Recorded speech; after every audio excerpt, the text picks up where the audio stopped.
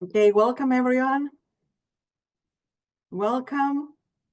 It's great to see you in our series of webinars called Attention Matters. We're just waiting for a few more participants to join. We had registrations from across the globe, and we're so proud to be growing our community. As you are joining, and we're delighted that you're here and you're taking time from your day to train with us and expand your toolkit, teaching toolkit. Can you write to us where you're joining from with a hello? We're delighted that you can join today. My name is Silvia Karastasi. I'm the head of teacher support for Language Cert. And we're also joined today. I will introduce him later, but I want to say hello. I want to welcome Kieran Donaghy, who's our speaker. Good afternoon, Kieran. Where are you joining from today? Good. Where I am today, I'm in Barcelona, Spain. So it's 11 o'clock in the morning here. Okay, still morning there. Yeah. That's great. And we see our participants here from Portugal, from Oman, from Brazil. Thank you so much. Delhi, Belarus, Kalamata.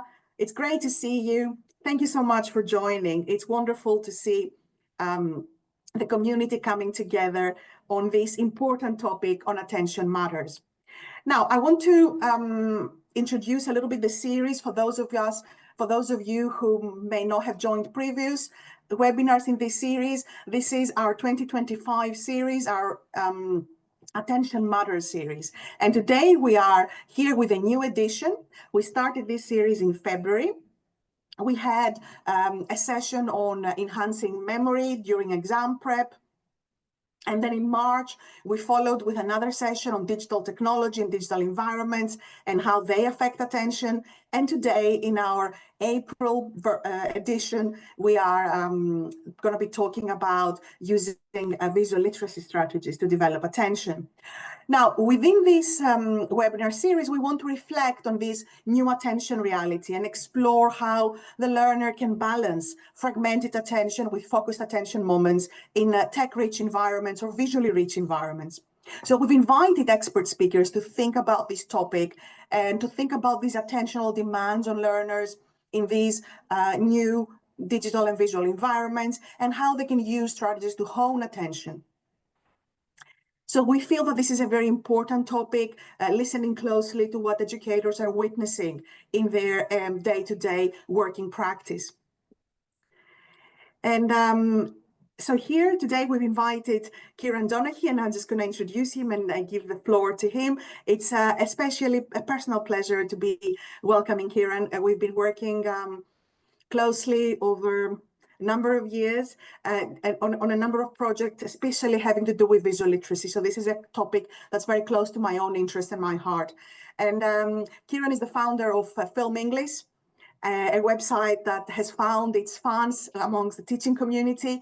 He's a freelance writer, an international conference speaker, a trainer, and he trains in the School for Training, an institute, a teacher institute in Barcelona, and also online. He's the author of a number of books, for including Film in Action, also How to Write Film and Video, and he's also the author of a position paper in multimodality in ELT published by OUP.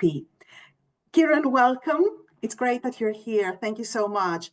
We're going to be taking, the chat is open. We're going to be taking questions in the Q&A at the end. So if you want a question at the end, please write it in the Q&A. The chat will be open. There will be certificates of attention, of participation at the end. Kieran, the floor is yours. Thank you so much. Welcome. Thank you very much, Sylvia. Thank you very much for the lovely introduction, and thank you very much to Language Cert for inviting me to do the talk, and to all the Language Cert team who've made it possible for me to do the talk today. So welcome to everyone. Thank you very much for coming to the session. As Sylvia said, I'm going to be talking about how we can use visual literacy strategies to develop attention, deep attention in the language classroom. So this is an overview of the session, what you will be able to do, or what the objectives are today. So at the end of the session, you'll have an understanding of what we mean by the attention crisis. You've probably heard of the attention crisis. We're going to define it clearly and why it's important. That you'll also understand what visual literacy is, why it's important. And then we'll look at how we can develop this deep attention in the language classroom. We're going to explore as well what viewing is, a new skill of viewing, which has been introduced to the English language curricula in a number of countries. And then in the main part of the session, we're going to be looking at a number of tried and tested visual literacy viewing strategies that you can use with your students with different type of media, with photos, with paintings, with videos, with memes, to develop their attention, particularly their deep attention. Okay, and so essentially this is the way that we're going to be working today. First of all, we're going to look very briefly at what is the attention crisis. We're going to look at what is visual literacy. Then we're going to look at why visual literacy is important in the language classroom. Then we're going to explore what this skill of viewing is. As I mentioned, this has been introduced to a number of English language curricula throughout the world. Then in the main part of the session, we'll explore the viewing frameworks, the viewing strategies, and then we'll have concluding thoughts, and we'll have some 5 minutes for questions and answers as well. Okay, so what is the attention crisis? Now, what I'd like you to do, please, I've just put this question here. What does the attention crisis mean to you? I'm sure that everybody here has heard of the attention crisis. Would you like to just put into the chat, what does the attention crisis mean to you? If you could put that into the chat, and I'll just read out a couple. A couple of answers from the chat. Tulsi says the ability to stay focused for a long. Yeah, Amita says short attention span. Dimitri says lack of focus. Lucy says lack of focus. Inez says short attention span. Students distracted during the lesson. That's vitally important, Chrysola. So fantastic answers there, and all very similar. Lack of focus, repeated things all the time. Lack of focused attention. Okay, excellent. Thank you so much for those. Those are excellent answers. Okay, now what we're actually going to do, what I'm going to do to demonstrate what the attention crisis is, I'm going to show you a short video, or the start of a short video. It's only about a minute long, the introduction. And we have a science communicator, Vanessa Hill, who has a YouTube channel called Braincraft, and she introduces the attention crisis is. So if we just watch the introduction to this video and notice that in the video, a lot of the things that you mentioned in the chat and your definitions of the attention crisis are repeated here. So we'll just watch this for 1 minute. Now, are you paying attention? Really? Close your other tabs, put your phone away, and bring your focus to this screen in 3, 2, 1. Your attention is a superpower that you kind of don't realize you have. And some people are saying this power is being threatened, that we're in the middle of an attention crisis. Facebook phones, emails, Messenger, Instagram, Twitter, eternal autoplay of videos on YouTube and Netflix, barrage of news notifications. Oh, a dancing panda. Homo sapiens is becoming Homo distractus, a species with the attention span of a goldfish. Wait, what? Now, you must have heard about this before. Everyone's been talking about how our attention is being hijacked. We can see that these systems have been designed with intricacy so that companies can keep our attention indefinitely. Your attention is just tunneled into these things. These products are shaping what 2 billion people think every day. I mean, that's more power than any government in history. It literally is a point now where I think we have created tools that are ripping apart the social fabric of how society works. So, are technology and social media companies ruining everything? Okay, I'm just going to stop. I'm just going to stop there. Probably some of that resonated with you, and the things that the expert said were very similar to the things that you said in the chat. And one of them, Chamat Palihaptiti, he says it is a point now where we've created tools that are ripping apart the social fabric of how society works, which I think is very relevant. And this person, Chamat, he actually worked for Facebook for 4 years, and he was responsible for capturing more clients, more users. So we're referring to the algorithms that, particularly the algorithms that social media companies are using to grab our attention.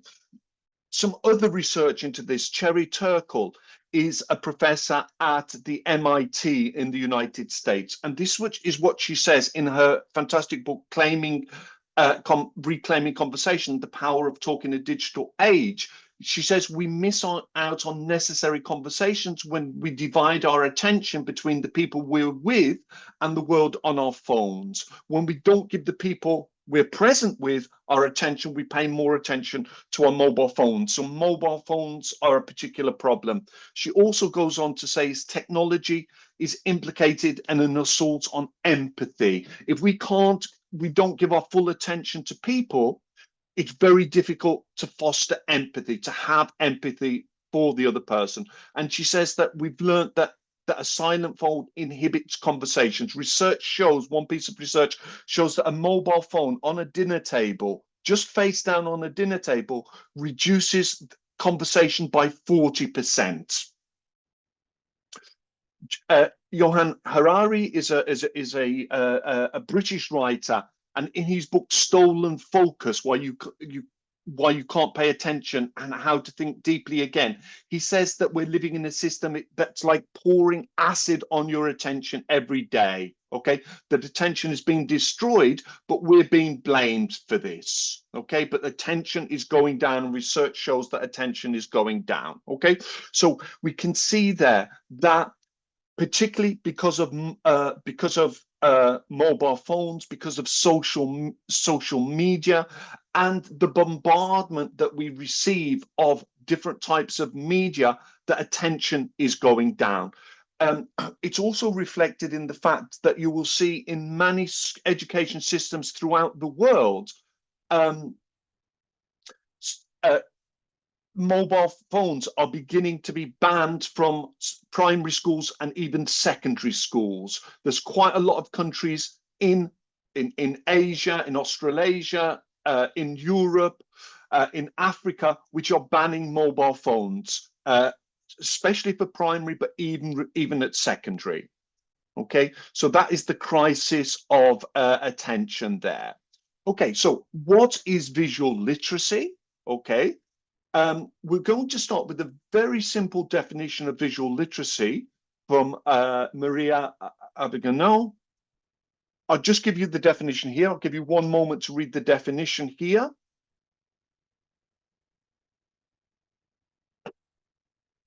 So as Maria says, it refers to a group of largely acquired abilities. This is very important, that visual literacy is not innate, it's acquired. The ability to understand, that's to read images, to use images, and to think in images. So this is a nice definition here, okay? And this is our working definition for today. Okay, now, the next part we're going to go, why is visual literacy important in language education? I'd just like to ask you the question, and if you'd be kind enough to put into the chat, why do you think visual literacy is important in education, and particularly in language education? Would you like to, if you could just put a short answer to that into the chat, please? Jani says to support communication, fantastic. Ria says images speak larger than words. It grabs attention, Galini says, fantastic, okay. Stephanie says to grab the attention, to reinforce learning. Okay, so excellent answers there. More senses are occupied. We can combine vision and realization. So excellent answers there. Fantastic. To answer this, thank you for your answers there. to answer the question here, I'm going to refer to the work of Ben Goldstein here. Ben Goldstein is one of the leading experts in visual literacy in language education. He's a teacher trainer, writer based in Barcelona, Spain. And this is from his excellent Cambridge University paper, Visual Literacy in Language Teaching, which you can download for free. And Ben poses this question, which is often asked: if we're in the business of teaching language, why should visual literacy matter so much to us? Surely language and text-based approaches should take precedence. Doesn't the image just distract from the word? So that's a very common criticism of visual literacy in language education, that the image distracts from the word. But Ben goes on to say that this concept of visual literacy is commonly heard, but it couldn't be further from the truth. Because now, in the digital age, we're seeing this combination of the text and the image. Very often, when we see an image, well, not very often, nearly always when we see an image, we see a print text with it. So we have a combination of text and print.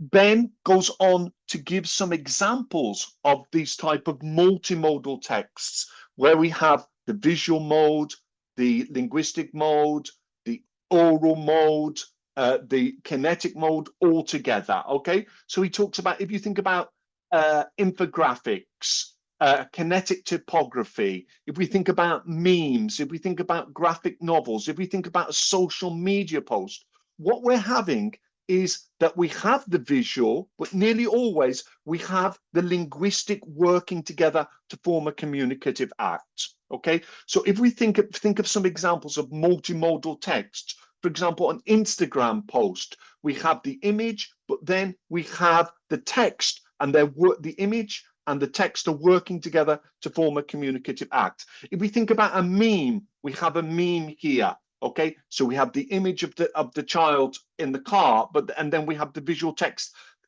We have the grammatical text, the linguistic text working together to form a communicative act. When your students watch a television series on Netflix, we have the linguistic mode, the dialogues. We have the linguistic mode with the subtitles, but also we have the visual mode. We have the oral mode. So all of these modes are working together to form a communicative act. And this is recognized by David Crystal. Everybody will have heard of David Crystal. David Crystal says that we need to get students and teachers accustomed to a multimodal world. No, and this is a world where the image isn't always replacing language, but very often it's where the printed text and the images are working together to form a communicative act. So this is very, very important. And this collage here from Stockwell and all 2019 shows essentially how communication has changed from the 1850s to the 2020s.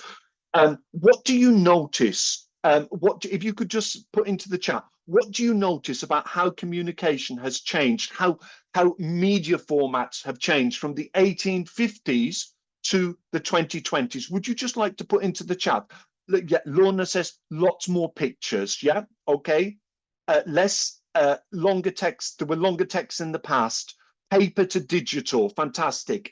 There's enriched, text heavy to picture heavy, absolutely. Okay, we're bombarded by, Stephanie says we're literally bombarded by visuals.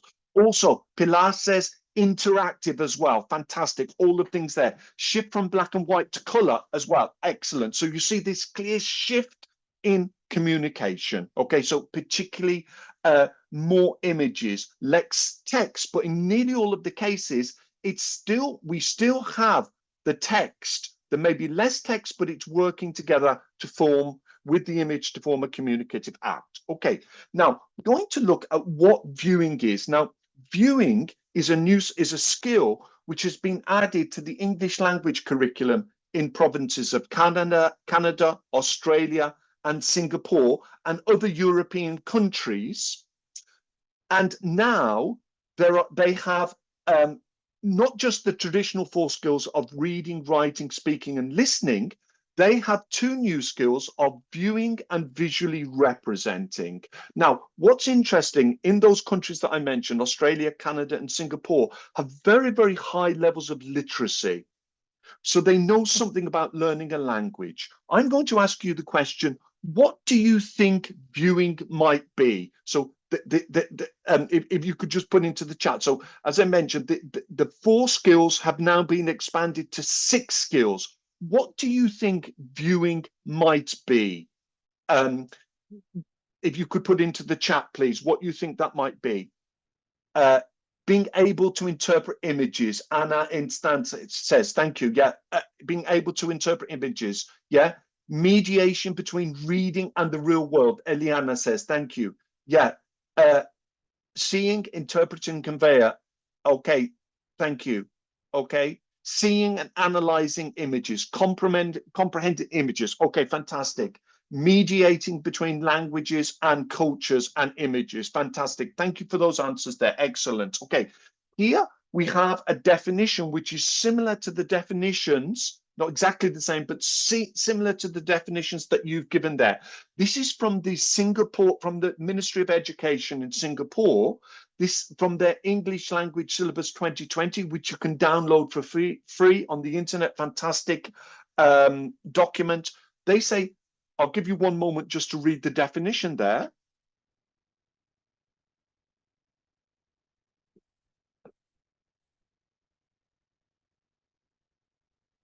Okay, so it's an active process of applying skills and strategies to interpret and understand a variety of texts that use linguistic, visual, gestural, spatial, semiotic features. There's just one mistake with the actual definition here from the Singapore Ministry of Education. It doesn't actually include oral or audio. That's a mistake. It should include those. So essentially, viewing is when students encounter a visual text and they understand it, or they encounter a multimodal text, such as a video, and they understand a text with different modes there. Okay? Now, this is not something completely new for us. I'm sorry, just one thing I should mention, that in the Singapore English language syllabus, viewing is linked with the receptive skills of reading and listening. So now we have reading, listening, and viewing. Okay? Now, this is not something, this is probably new to you, this concept, but this is something that you're already doing. If you think about, if you ever get your students to read a comic or a story, a picture book, or a graphic novel, they're already practicing viewing because they're using the linguistic mode and the visual mode. If you ask your students to look at a meme, you're practicing viewing with your students. When you give a PowerPoint presentation, what I'm doing today, what we're doing today is viewing. We've got the oral mode, me speaking. We've got the linguistic mode, the text. We've got the oral mode, what I'm saying, the videos that we have as well there. Okay? When you ask your students to watch a YouTube video for homework, or you put a YouTube video on in class, you're practicing viewing. It's not just listening. Okay, when you ask your students to watch a Netflix series, they're practicing viewing. Okay, or you watch a film on Netflix, they're viewing. When you ask your students to look at a website for research, they're practicing viewing as well. Okay, so it's not something completely new for you. Now, what we're going to do now, we're going to look at viewing frameworks which have been established by prestigious institutions throughout the world, and we're going to look at how these viewing frameworks or viewing strategies have been used in general education for decades and are now being used more and more in language education. Okay, now the first one we're going to look at, and this is going to be the main part of the talk and the rest of the session, we're going to be looking at how these viewing frameworks have been used in general education and language education. We're going to look at the first one, Media Literacy 5 Key Questions Framework. This is one of the best frameworks that I've seen. This framework comes from an organization, the Center for Media Literacy in the United States. You can just go down there, you can download the framework and all the resources completely free. This has been used in general education since the 1980s with great success, and is being used in hundreds of thousands of institutions throughout the world. It was developed by Elizabeth Tolman, the founder of the Center for Media Literacy, and she was a Roman Catholic nun. And essentially, these are the 5 key questions. Just look at the questions here. So this is every time that your students encounter a piece of media, whether that's a video, whether it's an advert, whether it's a poster, okay, whether it's a social media post, we ask these same 5 questions in this order. Who created this message? Was this message created by a company? Was it created by an individual? Was it created by a government? Okay, was it created by a YouTube influencer? Was it created by a TikTok creator?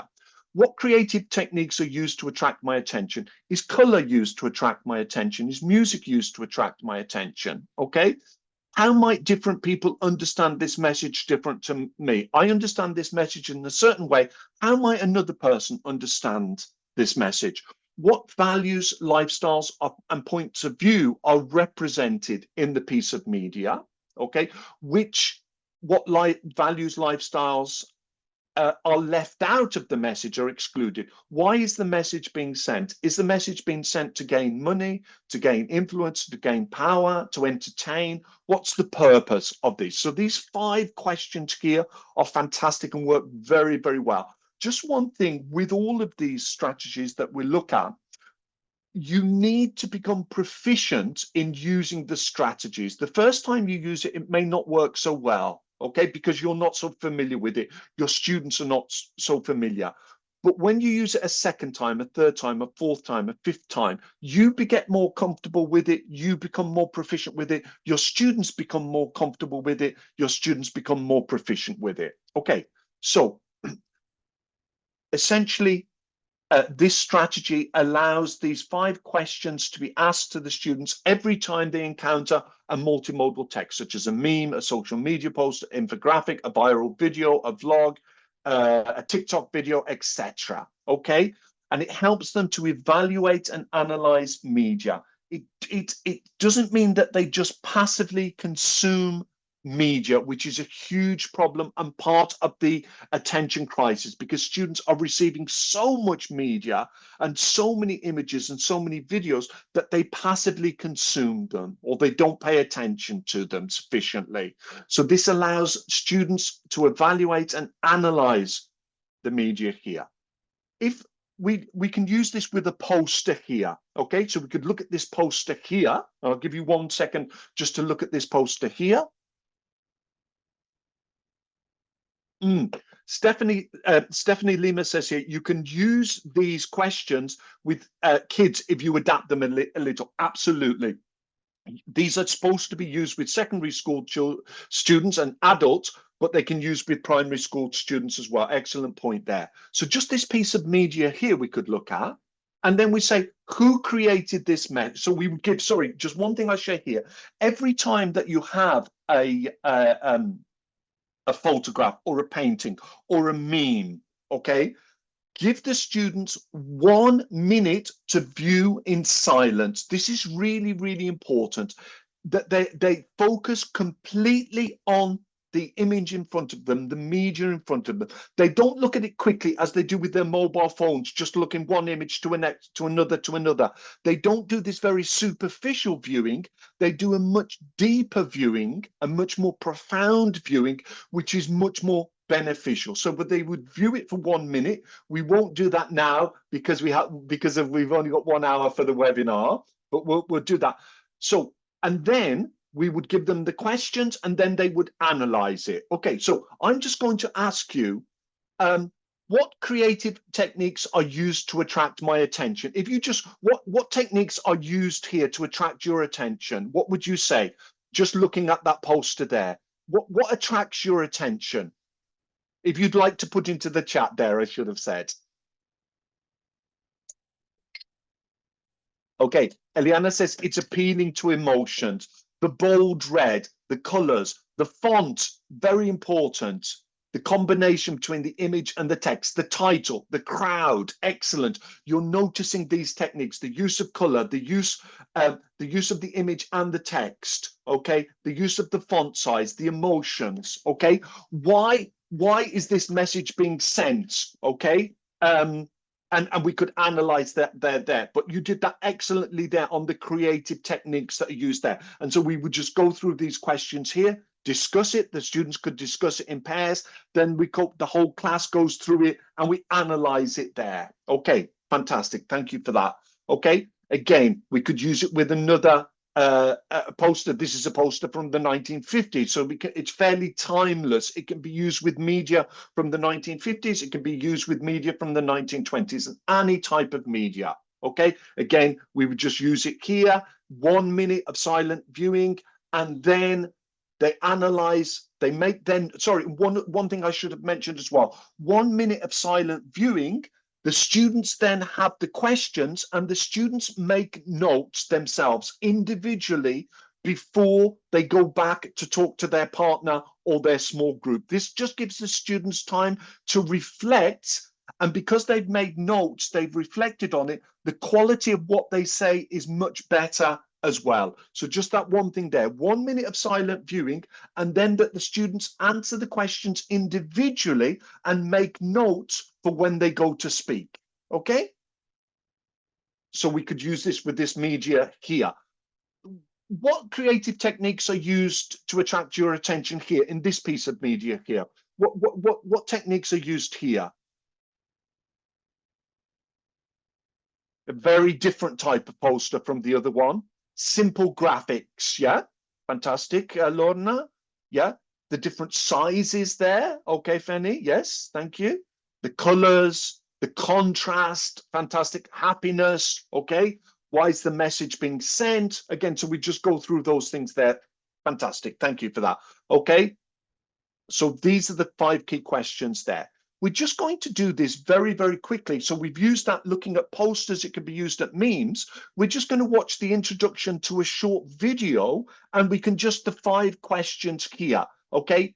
Say, for example, if we think about the question, who created this message? What values, lifestyles, and points of views are represented or left out in this message? We just look very quick. We'll look very quickly at an introduction to a short video here.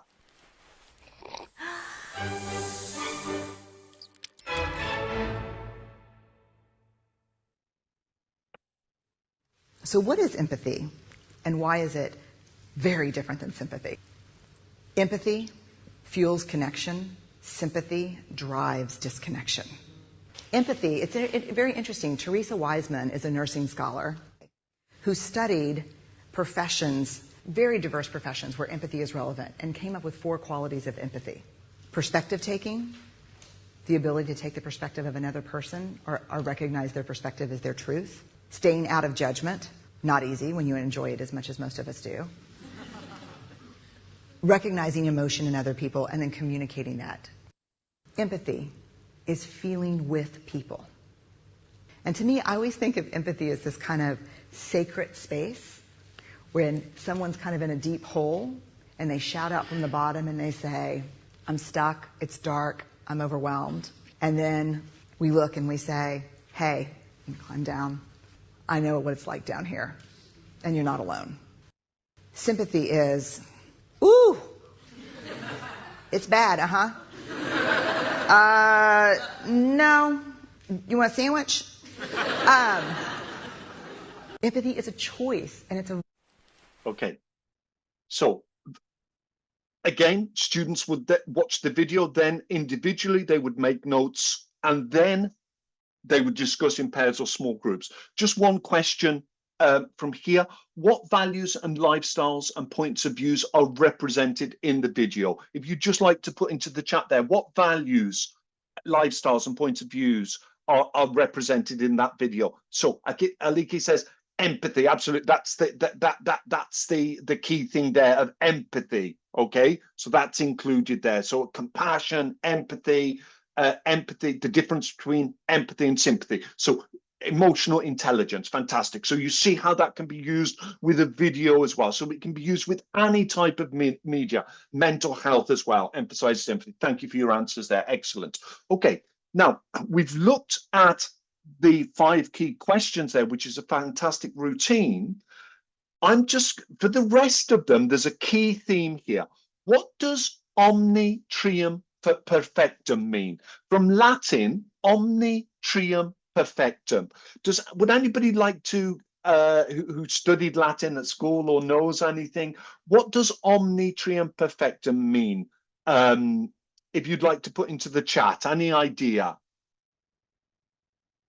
So this would be probably much easier for speakers of Romance languages, Latin-based languages. Any idea what that means? Femi says 3 is the magic number. That's fantastic. All 3 perfect, Nicoletta says. Set of 3. Yeah, okay, thank you. There's one where it says all 3 perfect. Yeah, so essentially it means that everything that comes as 3 is perfect. This is with visual literacy and multimodal literacy strategies, 3 is the key number. Nearly all of the strategies have 3 questions or 3 parts or 3 stages, okay? And it seems because it's easy to, 3 is easy to remember and it's easy to implement. So all of the other strategies that we're going to look at in the next 20 minutes, so all of them are 3 questions or 3 parts, okay? So we're going to look, first of all, at visible thinking routines, a couple of visible thinking routines. And visible thinking routines are developed at Project Zero of the Harvard Graduate School of Education. And they've this was set up by the in 1967. And they have a number of strategies. All of them are 3 parts. And it's developed critical thinking, but a lot of them also to develop visual literacy and multimodal literacy. Again, we're going to look at 2 of these. The first framework we're going to look at is called Step Inside, Perceive, Know About, Care About. Okay, so step inside, perceive, know about, care about. Okay, and essentially this is a routine which can be used with paintings, photographs, videos, can also be used with books. It helps learners view things, places, people, and situations through a different perspective, a different point of view. Okay? Okay. Students choose a character from a picture that they're looking at or from a video that they viewed, and they answer some questions from the perspective of that person. So these are the 3 core questions which guide this routine. Just look at what can the person perceive? Now, perceive is quite a sophisticated word, so we might like to help younger students and students at lower levels. Perceive, we could say, we could put in brackets, think, feel, hear, sense, okay? What might the person know about or believe? What might the person care about? So essentially, we have a photograph, a painting, a video. The students choose a character from the picture, painting, video, and they answer these 3 questions, okay? So if we have this photograph here, the students would again look at this photograph, 1 minute for silence, then choose one of the characters that and then they get into the mind of that character and they imagine that they are that character and answer the 3 questions from the perspective. So that important thing, the first minute of a minute of silence viewing, and then students would answer these questions individually. They would choose a character, answer these questions individually, and they would share the perspective of that character with a partner or in small groups. Okay? Okay, so that's a very, very simple one there. Okay? Works very, very well. My only caveat there was perceive is quite sophisticated, so you would need to change that, put into brackets, think, feel, hear, etc. Okay? We're going to look at another visual thinking strategy, visual thinking routine, see, think, wonder. Many of you will have heard of this one, see, think, wonder. So again, notice that it's see, think, wonder. Okay, the omni perfectum trium, the 3 things there. They make careful observational and thoughtful interpretations. So there's 3 key questions. What do you see? What do you think about that? What does it make you wonder? So we can use this with students when students look at a video, when they look at a picture, painting, or a photograph. Okay, to illustrate this, I'm going to show you a video of a group of students in a high school in the United States doing a See, Think, Wonder with their teacher. Okay, I'm just going to play the first minute of this video. Just notice how the teacher and the students use this routine. One thing I would just say is that the teacher is very proficient with this routine. The students are very competent and proficient with this routine. Why? Because they've done it many times. Okay, when you try it the first time, it won't work as well as this, but when you've used it several times, you will become proficient, like the teacher here and like the students here. So we'll just watch this ladies and gentlemen, first part today of the we're video. going to be doing a See, Think, Wonder, which is a visual thinking routine. And in order to do this, what I'm going to ask you to do is to evaluate some photographs that I'm going to show you as they introduce our next chapter. Interesting. Kelly, what do you see? I see two men pushed up against a wall or a fence, and I think that they're trying to move something or trying to look for something. And I wonder what it is that they're moving or what they're trying to look for. What makes you think they're trying to move something? Because the guy in the gray shirt, he's pushed up against it like he's trying to push it or something. This gentleman right here? Yes. So it looks like he's actually physically doing some labor. Yeah. Excellent. I see two people looking through. And what do you think about it? I think they are not very wealthy because of what they're wearing. I'm glad you added the because that's an important part of this, is to have evidence of it. So based on what you see they're wearing, you don't think that these are very wealthy people. Mm-hmm. Is there something that you're wondering about? I wonder if they want to be on the other side of that. Maybe that's what they're looking through. Yeah. Okay, you notice there how proficient the teacher is, how proficient the students are, and also notice how focused they are on the image there. Okay, so as I said, it helps the students make careful observation, thoughtful observations about a photo or painting that they're viewing. Okay. This routine works best when the students can use the three stems, I see, I think, I wonder, at the same time. So the student says, I see two men against the wall. I think they want to get onto the other side. I wonder what they're going to do when they get to the other side. But obviously, for language learners, this is very difficult, and we may have to prompt each time to say, what can you see? The student says what they see, then ask the follow-up question, what do you think, what do you wonder there? But as students get more proficient, they can use the three stems together. Okay, so if we just we'll do this a See, Think, Wonder here with a photo. What do you see? What do you think about it? What does it make you wonder? So we have a photograph here. Again, if this were in class, students would view this for 1 minute in silence. Then they would make some notes, and then we would have either the like in the video, the teacher-led activity, or in pairs. I'm going to ask you here, what do you see? So just if you could just put into the chat, literally, what can you see? Not your opinion of it. What can you see in this picture? What can you see? Just put anything into the chat that you can see in this picture. So Galina says, I can see people. Yeah, okay. Demetra says, a protest in the street. Fantastic. People quarreling, Ria says, okay. Yeah, some argument, a possible confrontation. Fantastic. A dispute between a man and a woman. I think, what do you think about it? Okay, you can say, I think they're arguing about politics, or I think a man on the right wing might be a right wing protester. What does it make you wonder? Okay, then we ask the follow-up questions there. Okay, so first of all, we just have I see. Students literally say what they can see, then they give their opinion, and then they speculate there. This works fantastically well, okay?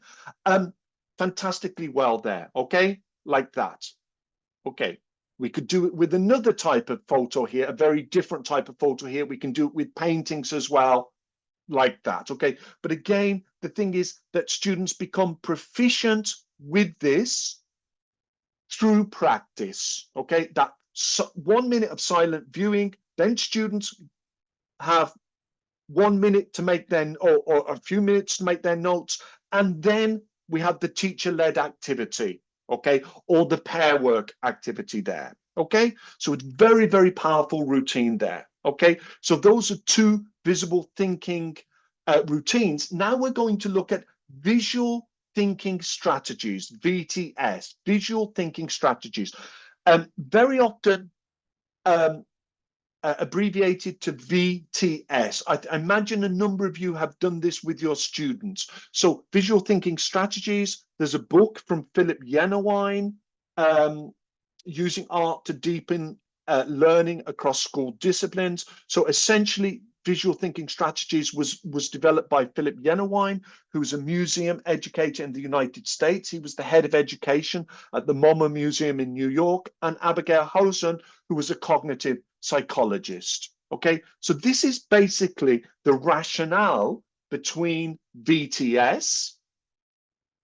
So it finds meaning in imagery, it develops visual literacy, okay, through learning in the arts, it fosters thinking, and very importantly, for our purposes as language teachers, communication skills. It's fantastic for developing active listening and for expressing yourself. So for developing listening comprehension and oral expression, okay?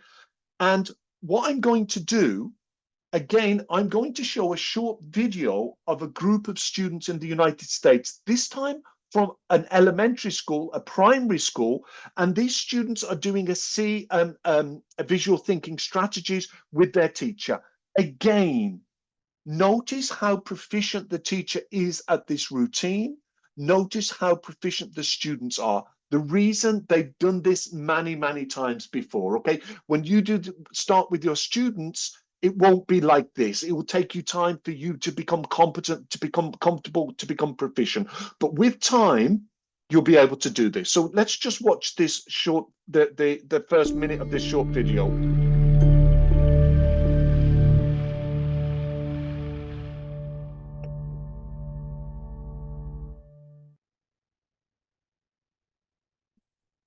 All right, my loves, take a minute, look at this image. This one.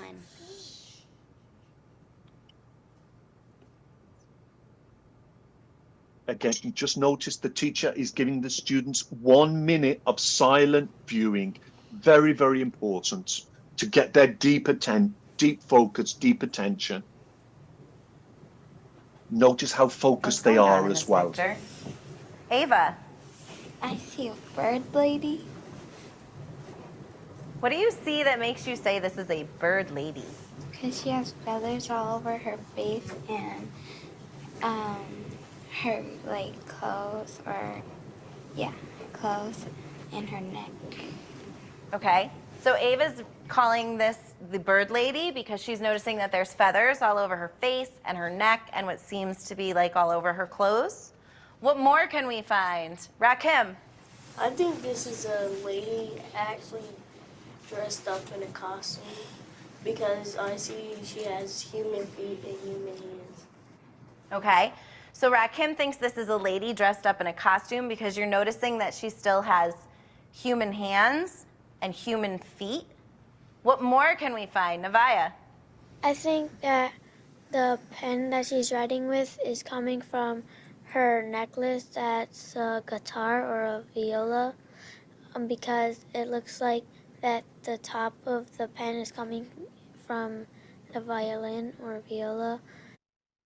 Okay, you notice there how focused the students are, how much attention they're paying there. But again, just to emphasize that they are very proficient at this because they've practiced it so much. Okay, so the three questions, these are the three core questions.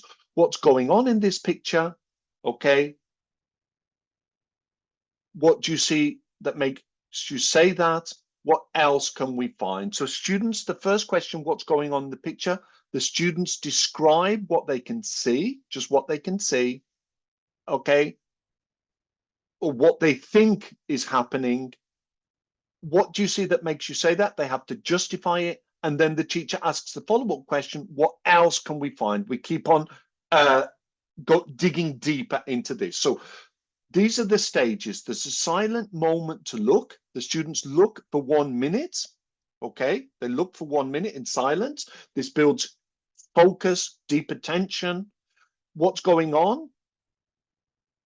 The teacher asks this question. The students infer that the teacher doesn't offer praise or criticism. The teacher may summarize or paraphrase what they've said, but doesn't change the meaning. Then the teacher asks the magic, what's called the magic question in visual literacy circles. What do you see that makes you say that? Students have to cite evidence for their inference. This is vitally important, okay?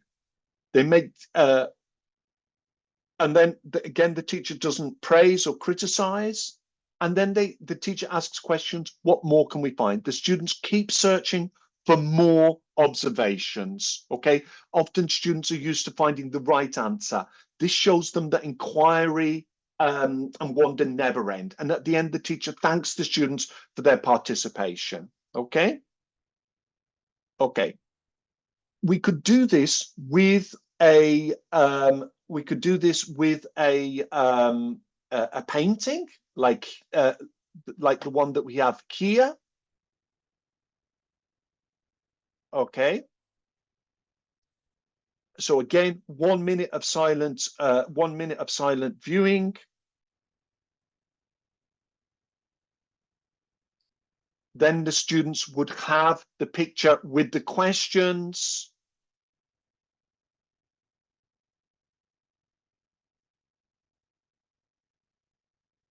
Okay.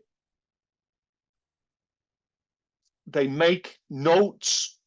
Okay. They make notes there. And it's obvious, just the choice of the painting, something that intriguing that is going on there. Okay. Just with this one here, could I ask you to say what's going on in this painting, to put into the chat what's going on in this painting?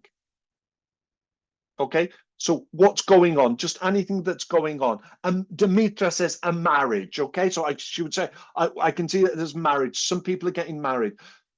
Sonma says some procession. Okay, a festival for Day of the Dead. Okay, a Mexican Day of the Dead, says Inez. Yeah, okay, ceremony, says Smita. Okay, fantastic. And then the teacher says, what do you see that makes you say that? So students have to justify what they've seen, because I can see people wearing masks. I can see, I think there's a couple here. Okay, the Mexican flag. Okay, and then so students do that. They make their inference, they justify their inference, and then the teacher asks a follow-up question there. Okay, so you can see how powerful that routine is there. That routine is so popular that in the New York Times every Monday, they have a column called What's Going On in This Picture, where students from around the world do a VTS with a VTS expert. Okay, so they have a photo here, the students go to a chat. So they have the photo here, they analyze the photo, they answer the questions, and then, and each week there is a new photo there, like this one. So it's always something intriguing going on there. Then these are their instructions. They go to the chat, they talk to the expert and to students from around the world. And on the Thursday, the expert gives them feedback there. So it's incredibly popular there with students there. Okay, so VTS, very, very popular there. Okay. Fantastic there. Okay. Okay. Just one last one, which I'm just going to look at I'm just going to give you an overview. This is one of, but we're not going to put it into practice. This is one which comes from the British Film Institute, or Interfilm, and it's called the 3 S's and 3 C's, where essentially we just look at 3 aspects of the film. So we have, very quickly, the character. Is there a main character in the story? Is there more than one character who's telling the story? What colors do you see? How did the colors make you feel? Okay, we have the camera, to focus on the camera here. What shots being used? Can you name them? And then the setting. Where does the story take place? Why is the story set in a particular place? The sounds. How many different sounds do you hear? Is there any music in the film? The story, what happens in the beginning, middle, and end of the story. Okay, the students would watch a video, which we're not going to watch now, and then they would analyze questions from here. So perhaps we would ask, what happens in the beginning, middle, and end of the story there? Okay, is there a main character like this? Okay, so just to conclude now, okay, so hopefully I've been able to show you that the challenges posed by the proliferation of mobile devices, social media, this has affected our capacity for deep attention. Viewing is a new skill in the English language, introduced into a number of countries throughout the world. Visual literacy can help our students develop deep attention, and the tried and tested techniques that we've looked at can help our students to develop this deep attention. So which frameworks did you like the most? Could you just tell me which of the frameworks that we've looked at, just if you could just put very quickly, which frameworks did you like the most? Which would you like to use with your students? Galina says, think, see, wonder. Yeah, okay. See, think, wonder, all of them. Some of that's fantastic. Okay, the VGS, Penny says. Okay, fantastic. Lots of people saying all of them, which is a good site, but see, think, wonder is very popular there. Fantastic. Thank you for that. You liked all of them. That's fantastic. What have you learned from the webinar? Would you just like to say what you've learned from the webinar there? What is there anything specific that you've learned from the webinar there? If you'd just like to put into the chat, if there's anything that you've learned specifically, if you've learned what attention, the attention crisis is, the VGS for exams, okay, fantastic there. Okay, so thank you very much for that. Okay, so you've learned practicing viewing, practice make perfect, use distract attention. Thank you, that's fantastic. Thank you very much for your attention there. Sylvia's going to ask me some questions from the Q&A, yeah? Thank you, Kieran, for all these ideas and for the frameworks, which they're very enabling as you work with them. As you said, it's not just one activity, it's something that you can repeat and you can come back to, using it with a number of different materials, from still images to videos to infographics to memes. So we also see that proliferation of visual media, that they can work with these frameworks, and that's why it's important to talk about frameworks, not just activities. And I think this was very helpful and very much appreciated. There's a lot of thank you in the chat, and there's also a very nice comments about what they've learned, and there's a lot about the importance of silence in viewing, the importance that the visuals play in the thought process. It's also, you know, a lot of people, there was a nice comment in the chat at some point by a participant that says, oh, we're talking about these listening activities with images, but now I'm going to call it viewing. So it's also looking at these different different terminologies. I think I wanted to say, when you see people working with these activities, do we have a sense of things changing due to the attention crisis? When you do the trainings, when you talk to teachers, and because you've been training on visual literacy for a number of years, and yes. Do you notice any particular changes with how teachers and students interact with these images, looking at the landscape that we've looked at today? I would say, like, perhaps particularly in the last 10 years or so, that there's a greater appreciation of them by classroom teachers. So teachers who are actually working with students every day, they say, this is what we need, because they find it so difficult to focus in the class. This silent viewing really, really helps them. And in some ways, and lots of ways, it benefits them. And it also, they think that perhaps that it benefits their mental health as well, that they just, this time to just sort of get away from the mobile devices, to get away from looking at images very, very briefly, that it can benefit the mental health, the behavior of students as well. And lots of teachers talking about how they feel that